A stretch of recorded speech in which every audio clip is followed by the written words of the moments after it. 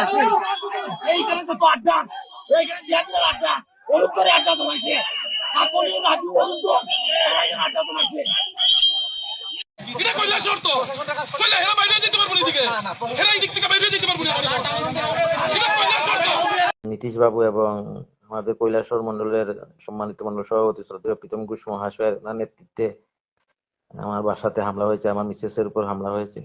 আমি বাসাতে নেই, আমার বাসার সবকিছু ভাঙচুর করা হয়েছে, পুলিশ গিয়েছে। আপনারা অবশ্যই হ্যাঁ, আমরা আপনারা যারা আক্রান্ত করেছে, মানে আপনি কি বলছেন এরা কি সবাই বিজেপি দলের বা আপনার দলের বা নাকি বিরোধী দলের? আমাদের দলেরই ওনারা, আমাদের দলেরই। মানে মূলত কারা নেতৃত্ব দিয়েছিলেন? আপনার বাড়িঘর ভাঙা বা ভাঙচুর করার নেতৃত্ব কারা দিয়েছিলেন?